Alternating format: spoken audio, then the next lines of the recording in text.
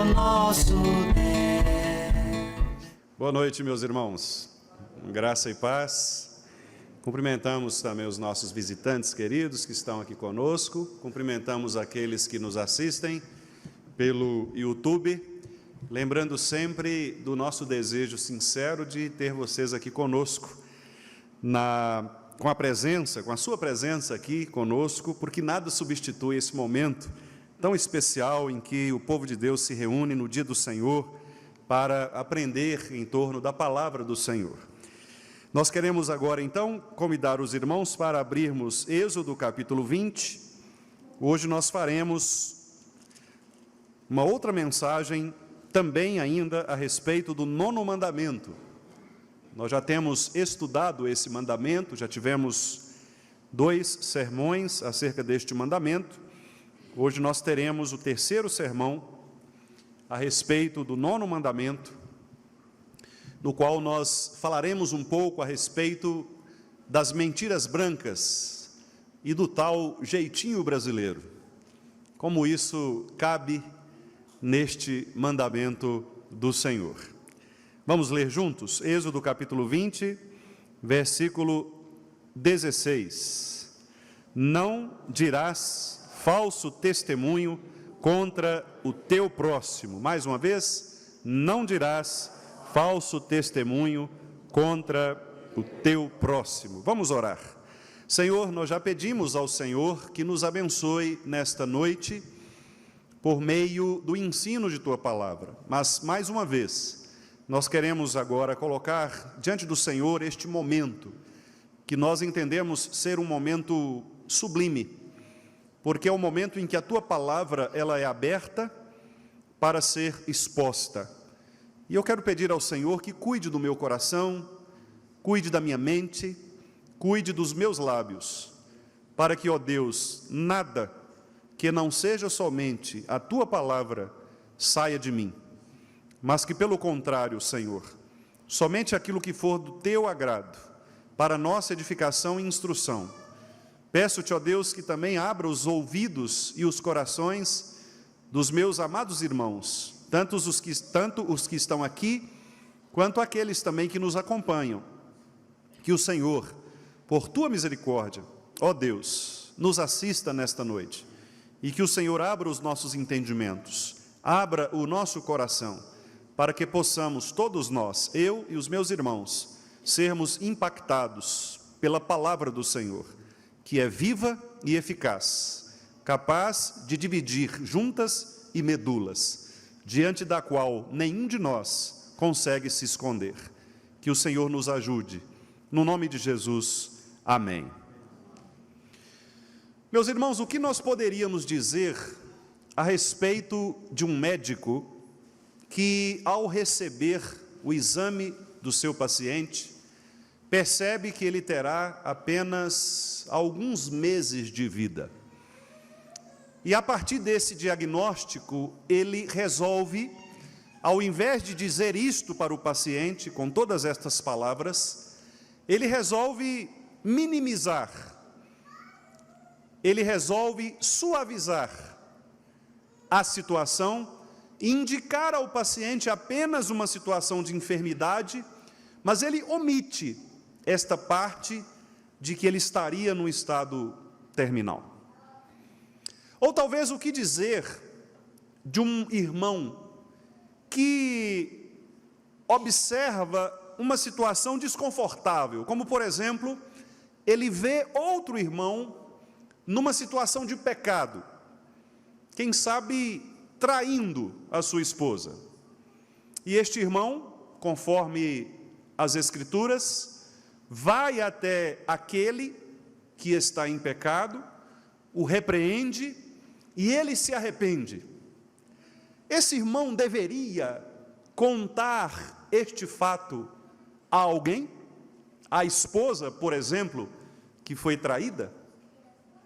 Estas são questões difíceis de responder. São questões que estão num campo da ética cristã e que nos coloca diante de mandamentos, princípios que têm o mesmo valor. A verdade de um lado e o amor ao próximo de outro lado. Nós passamos recentemente por algo parecido. Durante a pandemia, nós discutimos muito a respeito do fechar ou não fechar as igrejas. Havia alguns irmãos que entendiam o seguinte: olha, não devemos fechar as igrejas, porque o dia do Senhor deve ser mantido apesar de qualquer situação. Mas outros diziam, embora eu concorde com isto, por outro lado, o Senhor nos ordena o amor ao próximo. E por amor ao próximo, a fim de que não haja mais contaminações que levem à morte, nós optaremos por, em amor ao nosso irmão, entendendo que o amor ao irmão também é amor a Deus, nós obedeceremos às indicações das agências de saúde do Estado e temporariamente nós fecharemos os nossos templos. 2 princípios, 2 verdades. Qual delas nós devemos seguir? Vou ainda dar outras opções para os irmãos. Suponhamos que você, ao viajar, deixe a luz da sua casa acesa, para sugerir que haja alguém na sua casa, quando de fato não há ninguém. O que você estaria fazendo não seria uma espécie de engano? Não seria algo que nós poderíamos dizer, algum tipo de sugestão que não é verdadeira?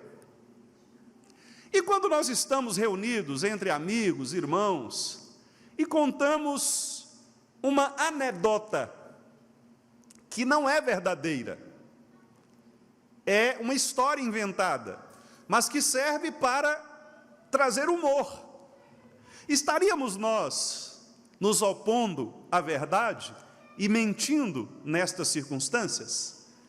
Quem sabe o pai ou uma mãe, para proteger o seu filho, diz para ele assim: olha, não vá ali, porque se você for ali, um bicho pode te pegar. Estaria esse pai mentindo, produzindo falso testemunho contra a verdade? Vejam os irmãos que os mandamentos da palavra de Deus são profundamente aplicáveis à nossa vida. E eu sei que vocês estão ansiosos para que o pastor responda a estas perguntas que ele mesmo acabou de fazer. Eu não as responderei. Apenas direi aos irmãos aquilo que nós entendemos ser o princípio universal das Escrituras, que diferenciam aquelas situações nas quais nós colocamos princípios equivalentes um ao lado do outro, e situações que envolvem a falsidade ou a mentira propriamente dita. Para usar uma outra palavra das Escrituras, o engano. E é muito importante que nós saibamos a diferença entre estas coisas, para nós sabermos exatamente o que quebra e o que não quebra o 9º mandamento. Porque se nós classificarmos todas essas situações como situações falsas, nós perceberíamos que muitas dessas situações, elas estariam contrárias a princípios que o próprio Deus estabeleceu em favor do homem. Nós temos alguns exemplos nas Escrituras que apontam para isso. Raabe talvez seja o mais significativo deles. Num contexto de guerra, Raabe, a prostituta, ela recebeu na sua casa os espias. E naquele contexto de guerra, ela usou de uma artimanha, de uma situação diferente, para sugerir que não havia na sua casa a presença dos espias. No entanto, além de nós não termos nenhuma repreensão no texto Apesar disto, Raabe é citada em Hebreus como um exemplo de fé por ter protegido os espias naquele contexto de guerra. Então é muito importante nós sabermos diferenciar o que são falsos testemunhos contrários à verdade de Deus, que são enganosos, e aquilo que é apenas uma forma de você entender o contexto e usar da sua sabedoria e do seu discernimento para nem sempre dizer toda a verdade que precisa ser dita. Eu sei, meus amados irmãos, que este é um tema extremamente delicado, mas, graças a Deus, eu não tenho dificuldades de tratar de temas delicados, porque eu acho que é assim que nós crescemos no conhecimento da palavra do Senhor. É tratando destas coisas minuciosas, ao invés de tratarmos daqueles temas genéricos. Portanto, devemos refletir desde agora, qual será a diferença entre um falso testemunho produzido e que, portanto, contraria o 9º mandamento, e estas outras situações, como, por exemplo, de Raabe. Imagine os irmãos na igreja primitiva. Imagine que você fosse alguém que estivesse naquele contexto, e um missionário batesse na sua porta, fugindo da perseguição, para esconder-se. E então os guardas romanos chegassem à sua porta e perguntassem a você se aquela pessoa havia entrado na sua casa. O que você diria? Ele está aqui? Podem pegá-lo? Ou você protegeria o seu irmão das forças de perseguição? Eu creio que os irmãos já observaram o que eu estou opondo aqui. São duas situações diferentes.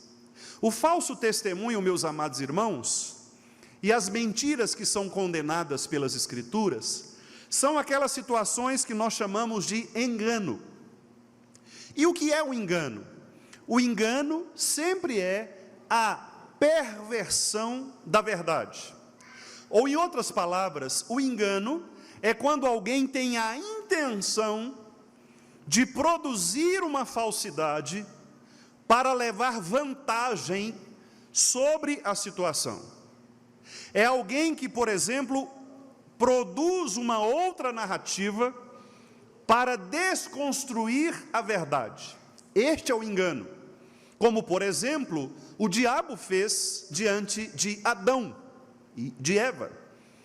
Satanás, ali na serpente, ele pegou a verdade de Deus, mas ele modificou sutilmente a verdade de Deus, com a clara intenção de enganar.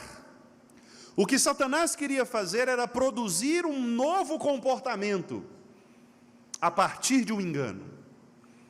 Quando um médico, ele chega a um paciente, e não revela ao paciente todos os detalhes, o médico não está querendo enganar o paciente, mas o médico está querendo produzir no paciente ainda alguma esperança, para que ele, por meio do tratamento, possa, quem sabe, ter uma sobrevida. Esta é a diferença. Um missionário que é protegido dentro de uma casa de alguém, e não é entregue para ser preso pelos perseguidores, não há uma intenção de engano, mas há uma intenção de promover ou de proteger a verdade, que é a palavra de Deus, que é a pregação do Evangelho. Portanto, há uma diferença muito importante aqui. Quando nosso Senhor Jesus Cristo nos disse que nós deveríamos dizer sim e não diante das circunstâncias, o que o nosso Senhor Jesus Cristo quis nos ensinar é exatamente que nós cristãos não devemos jamais estar sobre o muro, em cima do muro. Pessoas que andam em cima do muro são aquelas pessoas que nunca têm uma posição clara a respeito da situação. Elas sempre ficam naquela areia movediça, nunca se posicionam, Jesus disse: o crente não pode ser assim. O crente precisa ter uma posição definida, seja para sim, seja para não, porque o que se pressupõe na vida cristã é exatamente a responsabilidade daquilo que nós produzimos com as nossas palavras. O crente não pode ser uma pessoa cambaleante. Os irmãos se lembram da instrução de Tiago. O crente nunca pode ser cambaleante, dúbio. A palavra que Tiago usa lá é ânimo dobre, que é uma alma dupla, duas faces, duas caras, duas pessoas. Ora ela é uma coisa, ora ela é outra coisa, dependendo da circunstância. É o crente camaleão, que se adapta à cor das coisas. O crente não deve ser assim. O nosso Senhor Jesus Cristo disse que nós devemos sempre dizer sim ou não, porque esta tomada de posição é exatamente o que vai nos fazer atrair sobre nós as bênçãos de Deus, bem como também as consequências das nossas decisões. Quando Abraão, ele disse a respeito de Sara, que ela era sua irmã, as Escrituras, elas mostram que a intenção de Abraão ali era exatamente proteger a sua esposa. Obviamente nós temos ali um contexto diferente, não era um contexto de guerra, era um contexto diferente, mas Abraão ele quis proteger a sua esposa, e com isso naturalmente ele criou uma situação diplomática difícil, e foi inclusive admoestado por alguém que não era do povo de Deus. Portanto, reparem, há situações em que nós deveremos exercer a sobriedade cristã, em que nós deveremos exercer a sabedoria cristã, o entendimento cristão, para sabermos se agiremos como Raabe, se agiremos como os discípulos que fizeram Paulo fugir, se agiremos como os crentes de Genebra que fizeram Calvino descer por um lençol para fugir dos soldados, ou se nós agiremos com engano. O que está em jogo, portanto, o que é mais importante aqui? Qual é a nossa motivação? A defesa é para mim, ou a defesa é a verdade de Deus? Por isso, meus amados irmãos, nós brasileiros devemos analisar muito bem as nossas defesas. O Brasil, porque foi colonizado pelos jesuítas, e os jesuítas são extremamente utilitaristas, pragmáticos, o que interessa para eles é se funciona é bom, não importam os meios. Aquela velha frase de John Stuart Mill, que é a frase utilitarista, que é os fins justificam os meios. Os jesuítas entendiam que o que importava era catequizar os índios, vamos catolicizá-los, não importa como. E eles então agiram com diversos jeitos, diversas metodologias, enganosas muitas vezes, mas eles atingiram alguns objetivos. De lá para cá, a nossa sociedade brasileira assumiu esse tal jeitinho, que é a justificativa de que, se as coisas dão certo, não importa como nós as conseguiremos. Ora, o meu objetivo é me tornar um governante. Como eu farei isso? Não importa. O que importa é que eu me torne um governante. Eu posso, quem sabe, receber propinas, eu posso, quem sabe, manipular o sistema, eu posso, quem sabe, comprar votos. Não importa, o que importa é que eu seja eleito pelo povo. Nós vamos construindo uma série de manipulações, uma série de enganos, para atingir o nosso objetivo. Eu quero receber o meu diploma. O que você precisa para receber o seu diploma? Eu preciso apresentar o meu TCC, o meu trabalho de curso. Ah, é? É. Mas eu não sei escrever. Fácil, compra. Tem pessoas que compram o trabalho na internet, que fazem o trabalho para você. Eu já recebi uma proposta desse tipo. Professor, o senhor não quer fazer o trabalho para mim, não? Eu pago o senhor. Quero, mas não posso. Foi a minha resposta. Eu sei de pessoas que compraram um diploma. Eu sei de pessoas que foram minhas colegas, meus colegas, que receberam da instituição salário por anos, que tinham o diploma de doutorado comprado. Até que um dia um amigo chegou no ouvido dele e falou assim: foge, os homens estão atrás de você. Polícia Federal já estava chegando, o cara sumiu. Percebem? É o tal jeitinho brasileiro, que é feito para enganar as pessoas. Vocês acham que a igreja está livre disso? Ah, meus irmãos, mas é claro que não. O que nós mais vemos na produção de mensagens religiosas é isto: formas e mais formas de atrair as pessoas. O que importa para alguns é ter a igreja cheia. Vou dar um exemplo simples. Pastor, jovem gosta é de música. Esse negócio desse culto tradicional aí não atrai jovem. Jovem tem que ter, jovem é outro papo, já diria Chico Anísio. Jovem é outro papo, jovem não peca, jovem pisa na bola.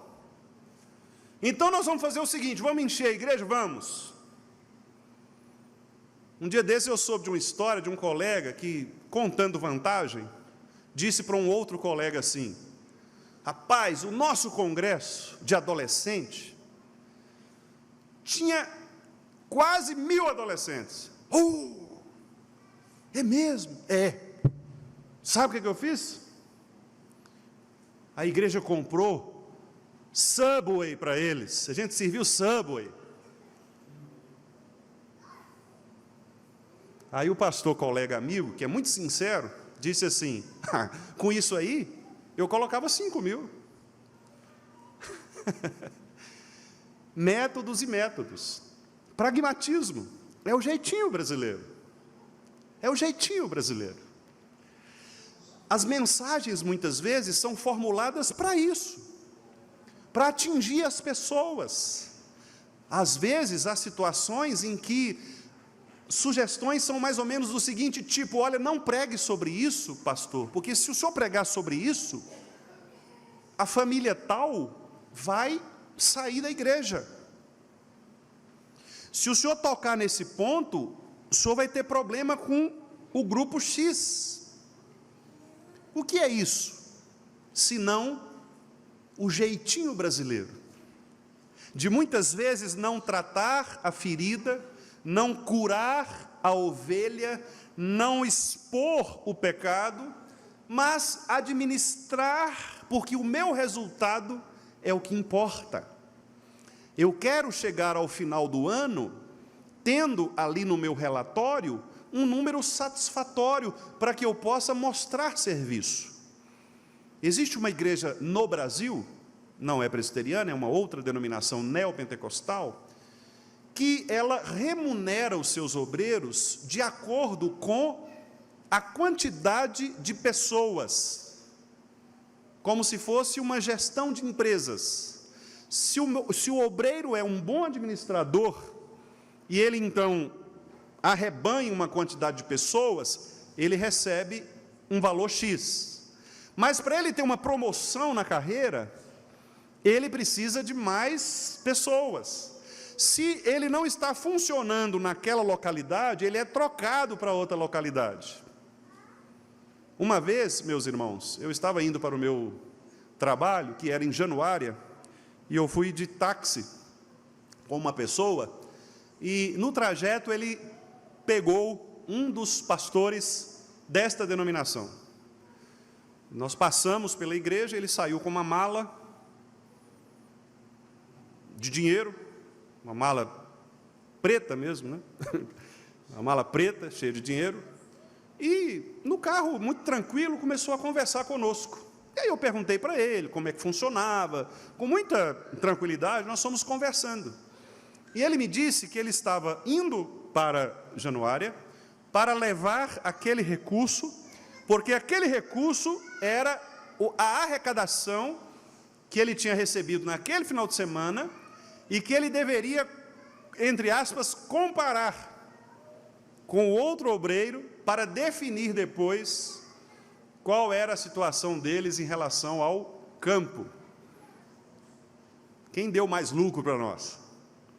Então, nós vamos tirar você daqui e pôr ali, porque ali está dando mais lucro do que aqui. Meus irmãos, o que é isto, senão uma forma de vender, mercadejar, enganar as pessoas, usando o Evangelho para isto? O que é isto, senão esse tal jeitinho brasileiro de levar vantagem nas coisas? Irmãos que fraudam o imposto de renda, pessoas crentes, contadores crentes, que rasgam notas fiscais para que o seu cliente não pague o imposto que tem de pagar. Gente que burla os sistemas de impostos. Meus irmãos, nós estamos diante de uma situação em que o mandamento nos diz que a mentira, o engano, não é simplesmente você produzir com os seus lábios algo que seja claramente mentiroso, mas é a intenção do coração de enganar o outro. Como isso acontece nos relacionamentos? Namorados que às vezes começam a namorar e que se enganam, às vezes produzindo ou tentando produzir um sentimento que ainda não existe, mas que querem muitas vezes manter uma aparência. Casais, casados, fazem isto. Enganam pela aparência, mostram para as pessoas aquilo que eles não são de verdade. Se é o seu caso, você está quebrando o 9º mandamento. Você está produzindo um testemunho falso diante do seu cônjuge, diante das pessoas e diante de Deus. Quando você trabalha no emprego, e você está no seu emprego apenas pelo dinheiro, não segue a sua vocação dada por Deus, o chamado que você recebeu do Senhor, você pode estar quebrando o 9º mandamento. Como assim, pastor? Você está produzindo um auto-engano. Quando você assume uma liderança, porque a sua motivação é aparecer para as pessoas, estar à frente, você pode estar quebrando o 9º mandamento, você está testemunhando falsamente. As pessoas acham que você é vocacionado, mas você não é vocacionado. Você está se enganando, enganando as pessoas. Portanto, meus amados irmãos, estas questões são gravíssimas. E nós todos devemos pensar quanto a isso. É por isso, meus amados irmãos, que a palavra de Deus, ela nos expõe e escancara os nossos problemas, os nossos pecados. Diante da palavra de Deus, nenhum de nós pode se comportar com altivez. Nós lemos aqui no texto de Provérbios, o escritor dizendo: Senhor, eu sou miserável, eu sou desesperadamente miserável, não tenho entendimento, eu não tenho sabedoria. O profeta Jeremias, nas suas lamentações, diz: Deus, eu sou miserável, eu ponho a boca no pó, para talvez receber do Senhor esperança. O profeta Isaías, naquela visão que teve, ele disse: Senhor, eu habito no meio de um povo de impuros lábios, a minha sociedade é impura, a minha sociedade é corrupta, e eu também sou corrupto. Veja, meus irmãos, o reconhecimento de que nós somos falhos, muitas vezes falsos, e me perdoe, irmãos, a força da palavra, mas muitas vezes hipócritas. Porque o hipócrita é aquele fingidor, é aquele que atua como uma personagem de um teatro. Muitas vezes, meus amados irmãos, nós somos tomados por essa hipocrisia, por esta falsidade, e nós nos colocamos diante das pessoas como se fôssemos crentes, como se fôssemos leitores da Bíblia, como se amássemos a Deus, como se amássemos o próximo, mas nos primeiros testes que o Senhor impõe sobre nós, nós demonstramos o contrário. E é por isso que o 9º mandamento deve ser lido por nós com um coração contrito, porque nós não queremos produzir falso testemunho. Nós não queremos que a pessoa que conviva conosco tenha uma impressão de nós diferente do que de fato nós somos. Como é ruim você descobrir que a pessoa com quem você se relaciona há anos é uma pessoa diferente do que aquela que você pensou que fosse. Isso acontece nos relacionamentos conjugais, acontece nos relacionamentos de trabalho, em família. Você convive com a pessoa 10, 15, 20 anos e você nunca descobriu de verdade o que a pessoa é, até que um dia ela não consegue mais esconder, as máscaras caem e você começa a fazer conexões lá atrás, dizendo, olha, já havia sinais e eu não conseguia perceber. Havia sinais. Os sinais vão sendo dados de pessoas que vão demonstrando pecados. Uma pessoa que demonstra ira, uma pessoa que demonstra orgulho, uma pessoa que demonstra soberba, que demonstra muitas vezes ser uma pessoa falsa mesmo, mentirosa. Portanto, meus irmãos, com todo o temor do meu coração, colocando-me juntamente com os irmãos nesta admoestação, porque eu também devo me examinar, nós devemos ter muito cuidado para não sermos achados pelas pessoas, pelo nosso próximo, como pessoas falsas, como pessoas que atuam como hipócritas. Que Deus nos livre de sermos pessoas falsas, de sermos pessoas que sorriem com os lábios quando estão diante do outro, mas que por trás elas produzem maldades, elas produzem maledicências, que muitas vezes sorri para você, mas daqui a pouco ela está tramando contra você. Que Deus nos livre de ser assim, que Deus nos livre também de pessoas assim, que Deus revele no nosso meio aqueles que não conseguem ser sinceros, que não são verdadeiros, que Deus nos livre de falsidade, que nos livre de mentira. Foi o texto que nós lemos aqui mais cedo na liturgia. 2 coisas eu peço ao Senhor, que afaste de mim a falsidade e a mentira, e que não me dê mais do que eu preciso. 2 coisas que nós deveríamos orar. Veja que a primeira delas é, Senhor, afasta de mim o que é falso, o que é mentiroso, tanto em mim quanto no próximo. Não conviva com pessoas que levem você para a falsidade, para o engano. Fuja do engano, fuja da aparência do mal, fuja daquilo que parece ser e não é. Seja sincero. Se o seu irmão te ofendeu, se o seu irmão te incomodou, fale com ele, com amor, com delicadeza, com mansidão, com paciência, mas não seja falso, sorrindo para ele e no seu coração produzindo mágoa, porque mais cedo ou mais tarde, aquela mágoa do seu coração derrubará você, levará você para um lugar do qual talvez você nunca mais consiga sair. Eu sei de casos, de mágoas, de décadas, de pessoas que não conversam há décadas. Meus amados irmãos, crentes não podem viver assim. Às vezes nós nos desentendemos. Paulo e Barnabé tiveram uma briga ríspida em relação a Marcos, João Marcos. Paulo achava que Marcos era meio devagar, meio lerdo.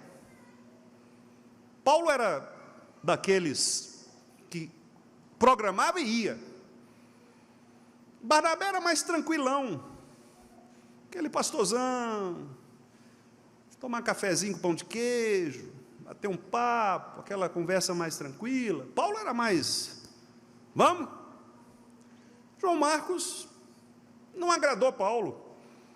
Diz a Bíblia que Barnabé e Paulo tiveram uma discussão daquelas feias, a ponto de se separarem. Tá bom, Barnabé, faz o seguinte, leva Marcos com você. Você gosta tanto dele assim, leva ele para morar na sua casa, ué. Eu vou para o outro lado. Foram. Mais tarde, Paulo escreveu o seguinte: meus irmãos, Marcos, eu vou mandar um abraço para ele, especial, porque Marcos foi muito útil para mim no meu ministério. O grande Paulo reconheceu, no fim das contas, que ele podia ter sido um pouco mais paciente com João Marcos. Relacionamentos precisam ser restaurados. Você não é tão bom quanto parece. O pastor Charles Spurgeon diz assim: quando alguém fala mal de você, acredite, deve ser verdade o que ele está falando. É o contrário do que a gente pensa, né? Se alguém falou mal, você fica espiado. O Spurgeon disse: acredite, você é pior do que o que ele falou. Se alguém falou mal de você, acredite, você é pior do que o que ele falou. E é mesmo, meus irmãos, sabe por quê? Porque nós somos pecadores, meus irmãos. E como pecadores que nós somos, qual de nós pode colocar na lista algum tipo de mérito? Meus irmãos, se nós formos elaborar uma lista de nossos próprios pecados, nós vamos nos envergonhar. Por isso que eu não devo competir com o meu irmão, pelo contrário, eu devo ajudá-lo a caminhar de acordo com a verdade de Cristo, procurando ajudá-lo sem hipocrisia. O apóstolo Paulo escreveu: o amor seja sem hipocrisia. Cada um fale a verdade com o seu próximo, não mintais uns aos outros. E por que Paulo fala isso? Porque o amor não hipócrita é o amor que se doa. É o amor que chega para o outro e diz assim: irmão Miro, olha, o negócio é o seguinte, o senhor é chato mesmo. Cheguei aqui e não gostei do senhor. Claro que isso é uma brincadeira, né, irmãos? O irmão Miro é... Mas o negócio é o seguinte, nós vamos caminhar juntos, porque o senhor é meu irmão. Então estou falando isso com o senhor para o senhor me ajudar a amar o senhor. É isso que crente faz. Crente não vira as costas. Crente vai lá e confronta, conversa, dialoga. Se teu irmão pecar contra ti, vá até ele. Vá até ele. Não tenho coragem, pastor. Se vire. Jesus disse: vá até ele. Se você não tem coragem, chame alguém para te empurrar. Eu não consigo. Tá bom, eu te levo lá. Mas vá. Não deixe de cumprir a palavra de Deus, meus irmãos. Aquele que cumpre a palavra de Deus, meus irmãos, atrai sobre si as bênçãos do Senhor.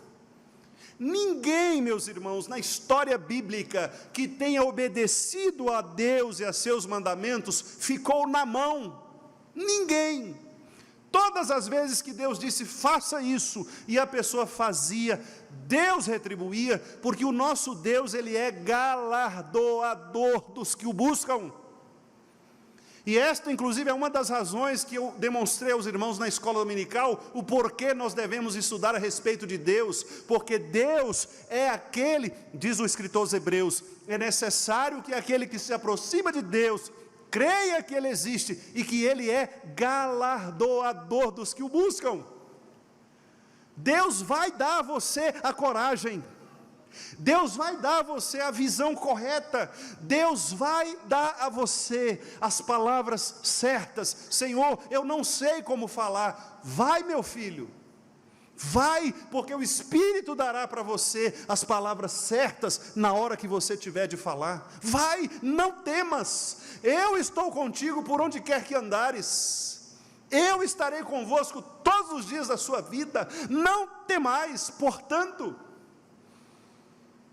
Esta é a intrepidez que o Senhor Jesus quer que nós tenhamos, de viver a vida cristã como se deve viver, com coragem. Não é fugindo dos desafios, mas é peitando os desafios, porque Deus nos dá forças para isso, meus irmãos. Maior o que está em nós, do que o que está no mundo. Nada pode ir contra o fruto do Espírito, contra estas coisas. Não há lei, diz o apóstolo Paulo. Nada pode retirar de você o fruto do Espírito, portanto, exerça, cultive. Eu não consigo amar, pastor. Aprenda. Eu não consigo perdoar, pastor. Aprenda. Eu sou impaciente, pastor. Aprenda a ser paciente. Eu também já fui impaciente, muitas vezes. Muitas vezes. Aprende. A palavra de Deus vai nos espremendo, vai nos forjando, nos moldando, para que ao invés de cortarmos a orelha da pessoa, como fez Pedro, sejamos crucificados de cabeça para baixo, como foi Pedro. O Espírito nos torna mansos, verdadeiros, puros.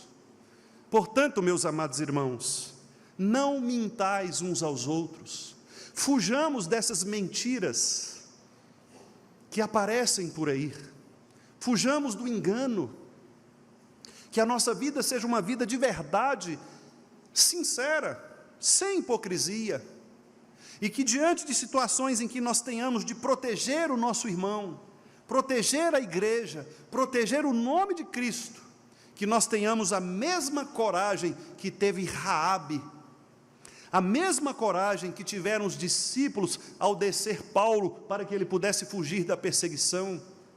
Que nós sejamos irmãos que nos amemos uns aos outros de tal maneira que o testemunho para o próximo seja um testemunho autêntico, genuíno, um testemunho claro. Que Deus nos abençoe, que Deus nos guarde pelo seu poder e que produza em nós uma nova vida, um jeito cristão de ser crente, dando-nos a consciência de que a verdade do Senhor, ela é de fato o que produzirá em nós o afastamento da falsidade e da mentira. Uma coisa eu peço ao Senhor: afasta, Senhor, de nós a falsidade e a mentira. Vamos falar juntos esta frase? Afasta de nós a falsidade e a mentira. Mais uma vez, afasta de nós a falsidade e a mentira. Que o nosso Senhor nos dê graça para que isto seja contínuo em nossos corações.